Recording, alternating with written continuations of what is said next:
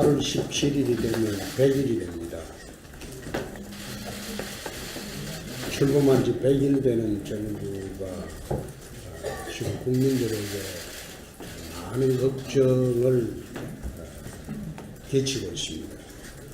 각종 실험 정책으로 인해서 국민이 실험의 대상으로 지금 정책을 하고 있습니다. 대북 평화 구걸 정책은 지금 문재인 패싱 현상을 낳고 있고, 각종 사회 정책은 국가의 미래를 준비하기보다는 집권 기간 동안 선심성 퍼주기 복지에 전념을 하고 있습니다. 제가 4년 4개월 동안 경남지사를 하면서 전임 지사들의 선심성 퍼주기 복지, 퍼주기 재정 집행으로 1조 3,488억 원의 부채를 안은 그런 경남 도정을 맡고 난 뒤에 3년 6개월 동안 진주어려운 폐업부터 시작을 해서 무상급식 문제로 진통을 겪은 끝에 3년 6개월 만에 그 빚을 다 갚았습니다. 국가 재정이라는 게 한번 퍼주기 시작하면 그 멈출 수도 없고 퍼준 복지를 되돌릴 수도 없는 그런 상황이 됩니다. 집권 기간 동안 선심성 퍼주기 복지에 전념을 하게 되면 나라의 미래가 암담해지고 이 나라 청년들이 모든 부채를 안고 갈 수밖에 없습니다. 세 번째로 적폐청산을 내세우고는 있지만 일례 본래 목적을 살펴보면 DJ 노무현 정부 과거사 미화 작업과 또 MB 박근혜 정권 10년을 전부 부정하자는 그런 적폐청산이라고 보여집니다.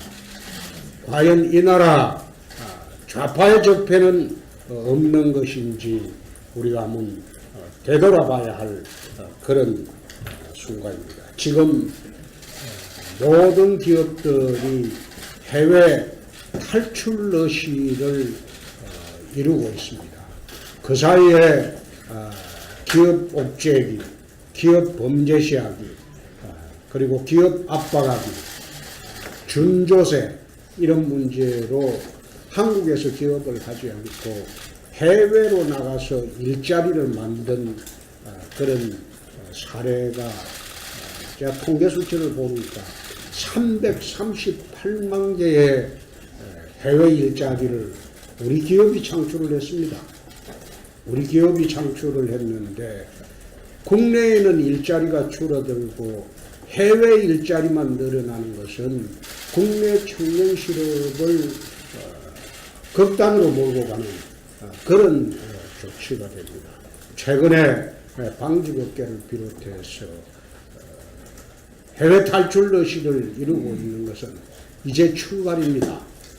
이제 출발이고 방직업계뿐만 아니라 첨단 기술업계에서도 해외 탈출 러시를 준비를 하고 있다고 합니다. 그렇게 되면 한국은 좌파 정권 5년 동안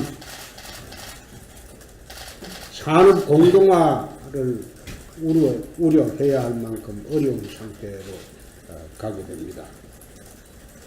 다음 주부터 이선 국민 토크쇼로 현장의 목소리를 듣도록 하겠습니다. 그렇게 해서 하반기 나라 운영에 우리가 어떻게 대처를 해야 될 것인지 적극 반영하도록 하겠습니다. 지난 주말 성주 사드 배치 측정 결과가 나왔습니다.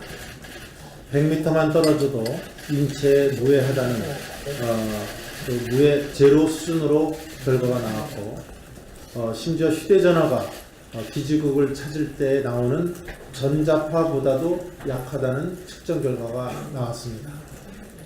이런 결과를 두고 보면 그동안 사드 소동이 아무런 근거도 실체도 없는 허무 개그가 아니었나 하는 생각이 듭니다. 이제 우리 당이 줄곧 주장해온 대로 한미 양국 간의 합의를 봐온 대로 신속하게 사드 포대를 배치해야 합니다. 이제 북한의 핵 미사일 위협이 현실화되고 있는 시점에서 하등의 사드 배치를 연기할 이유가 없다고 생각합니다. 이쯤 되면 문재인 대통령과 또 민주당은 국민 앞에 사과를 해야 할 것입니다. 그동안 줄기차게 사드 배치를 반대하고 온갖 부실과 핑계로 연기하기 위해서 취해온 오락가락한 태도에 대해서 이제 어떠한 구차한 변명도 하지 말기를 바랍니다. 민주당은 사드 배치 당론을 하루빨리 변경하고 사드 반대 특위도 해체해야 할 것입니다. 거듭 강조하지만 문재인 정부의 엄중한 안보 상황 인식을 다시 한번 촉구합니다. 아직도 북한 핵은 남의 일이고 국제사회가 해결해야 할 과제인 것처럼 여겨서는 안 됩니다. 대통령도 한가하게 휴가나 가서 관광객과 사진이나 찍는 이벤트 쇼 정치에 몰두해서는 안 됩니다. 말싸움이 거의 미국과 북한 간의 전쟁 수준으로 치닫고 있는 이러한 상황에서 정부 수뇌부들의 한가한 휴가 타령은 도저히 이해할 수 없고 묵과할 수 없는 일입니다. 강경화 외교부 장관은 취임한 지 이제 며칠이나 되었다고 이렇게 급박한 안보 외교 위기 속에서 한가하게 휴가를 떠났는지 도대체 어떠한 생각으로 외교장관을 하고 있는 것인지 묻고 싶습니다. 총리, 부총리, 외교장관, 통일부 장관, 국방부 장관 이런 모든 정부 수뇌부들이 줄줄이 휴가를 떠나거나 갈 계획이라는 것은 도저히 이해할 수 없는 일입니다. 대통령부터 무슨 휴가라는 게 자랑이라도 되듯이 아니라고도 무책임한 행태를 보여주기 때문에 총리나 장관들도 따라하는 거 아니겠습니까? 언론 보도에 따르면 국방부 장관도 이번 주에 휴가를 간다고 나왔는데 저는 차라리 이것이 오보이기를 바랍니다. 나라가 위기 상황일 때 국정을 책임진 사람들이 긴장하고 수비하고 또 고민하는 모습은 너무나 당연한 것입니다. 국민들은 이러한 정부로부터 신뢰와 위안을 얻는 것입니다. 그렇지 않아도 무책임하고 아마추어 수준에 불과하다는 평을 듣는 정부 수뇌부들, 특히 외교 안보 책임자들의 각성과 책임의식을 촉구합니다. 이상입니다. 광복절입니다. 조국의 광복을 위해서 그리고 나라를 지키기 위해서 전 재산과 목숨을 바친 순국선열의 후손과 국가유공자의 생활 하루하루가 어렵습니다. 이분들이 우리 대한민국을 자랑스러워하며 떳떳하게 살아가실 수 있도록 모든 예우를 다하는 것이 국가의 도리입니다. 문재인 정부는 재원 대책도 없는 선심성 퍼주기 예산에 몰두할 것이 아닙니다.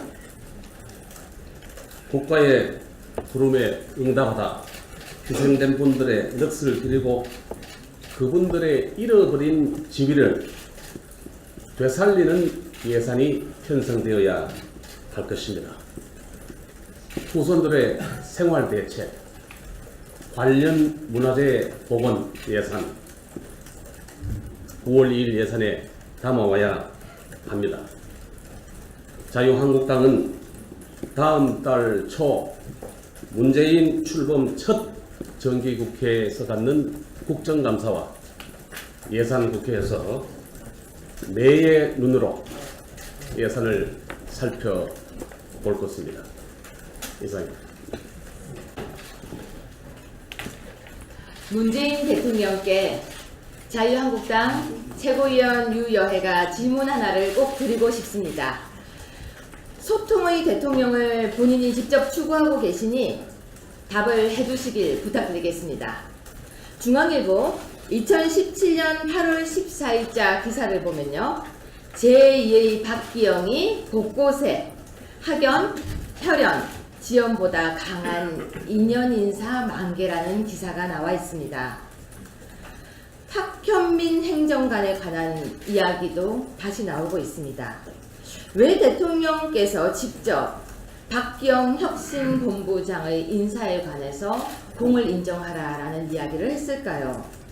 박기영 혁신본부장의 낙마를 계기로 청와대 인사 시스템 쇄신에 대한 목소리가 여기저기서 나오고 있습니다. 그런데 주사파 출신의 비서실장도 우리는 분명히 문제점을 많이 지적을 했지만 묵묵히 대통령께서는 감행을 했습니다.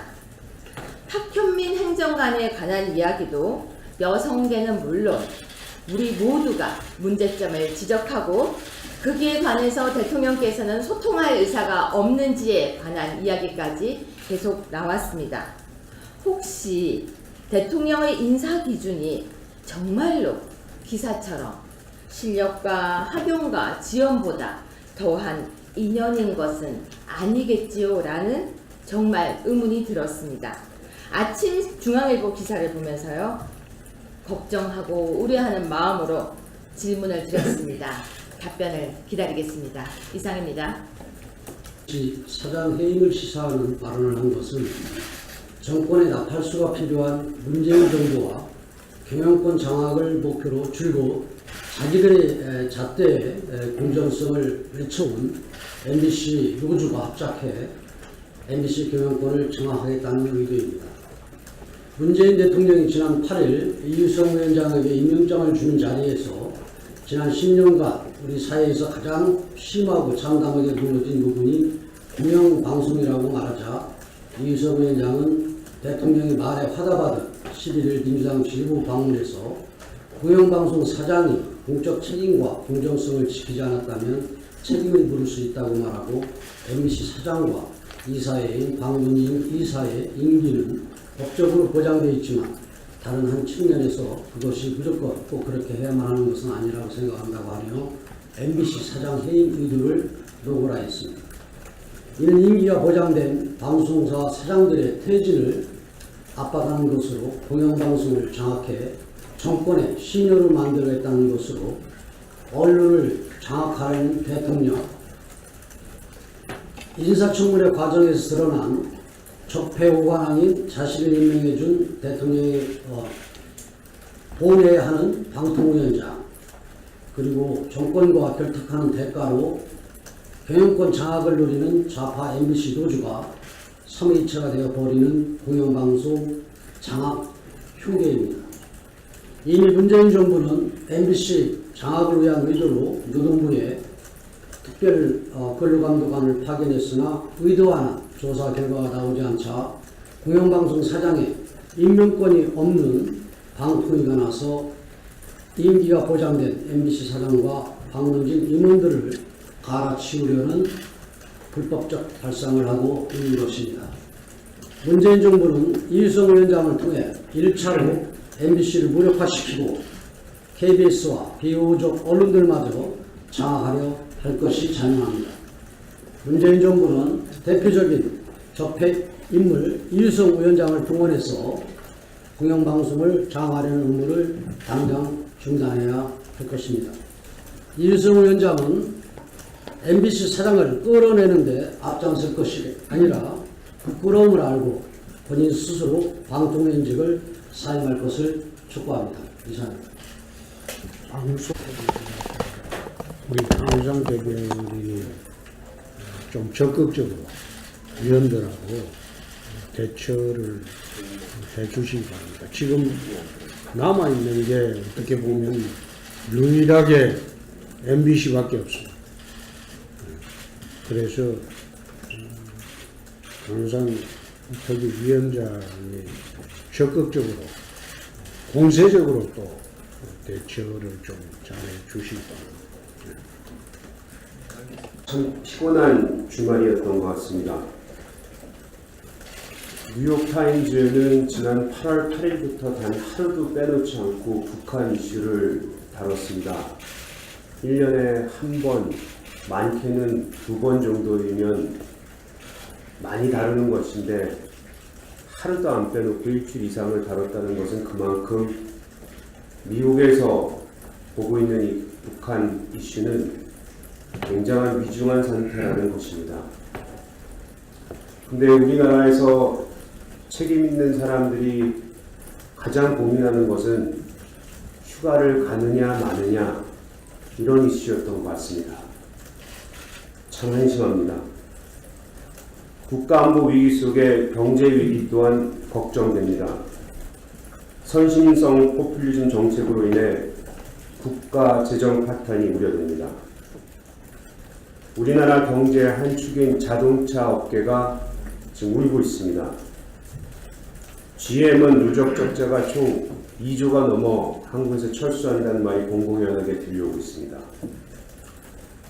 통상인권 소송이 어떻게 나올지 모르지만 자동차 업계는 생산시설을 해외로 이전할 수도 있다는 얘기를 했습니다. 그랬더니 산업부가 나서서 팔을 비틀어 그 내용마저도 보도 내용을 정정하게 만들었습니다. 우리 민간에서 기업을 할 수 없기 때문에 사업 부분을 해외로 이전한다고 호소하는 내용을 팔 비틀어 내용을 바꾸게 한 것이 과연 이 정부가 얘기하는 소통인지 묻지 않을 수가 없습니다. 이상입니다. 아래 제가 정리한 민심을 문재인 정부께 전해드리고자 합니다. 문재인 정부는 지난 19대 대선 때 41%의 지지를 받은 정권입니다. 엄연히 60%에 가까운 국민들은 분명히 지난 대선 투표에서 반대 투표를 했다라고 하는 것을 잊어서는 안 될 겁니다. 요즘 국민들이 불안해하는 자칫 망국으로 이르게 하는 것 아니냐라고 하는 4대 망국 정책이라고 하는 것들이 요즘에 민심사에 회자되고 있습니다. 첫 번째가 아마추어 정책 운용입니다. 판도라 영화를 보고 결심을 했다라고 하는 탈원전 정책, 이런 것들이 대표적 정책일 겁니다. 두 번째가 포퓰리즘 정책입니다. 한시적 권한을 위임받은 이 정부가 5년 뒤에는 나라의 곳간을 거덜낼 어설픈 복지 정책을 남발하고 있는 것, 포퓰리즘 정책입니다. 세 번째가 성장 포기 정책입니다. 법인세를 인상하고 설비 투자에 대한 기업의 세액 공제를 축소시키고, 그리고 R&D 기술 투자에 대한 세액 공제 축소, 이런 것들이 대표적 정책들입니다. 성장을 포기한 정부 같습니다. 네 번째가 안보조의 정책입니다. 지금 현재 한반도의 위기가 이렇게 엄중한데 전자권을 환수하겠다, 그리고 샤드 배치에 관련된 오락가락한 태도, 좌파 시민단체의 성주 투쟁에 얹혀서 지금 현재 전자파에 대한 결론이 난 이 시점에 샤드 배치를 어떻게 하는지 국민들이 엄중히 지켜볼 것입니다. 이와 같은 민심이 불안해하고, 그리고 자칫 잘못하는 나라가 망하는 것 아니냐 이렇게 걱정하는 이 국민들의 네 가지 문재인 정권에 대한 이 불안 심리를 즉각 해소해 주시기를 바랍니다. 다시 한번 말씀드리지만 문재인 정부는 5년 한시정부고, 그리고 지난 이 한시정부의 권한을 받은 투표에서도 41%의 지지를 받고 엄연히 60%의 반대 국민이 있다라고 하는 국민의 시선을 엄중히 생각해 주시길 바랍니다.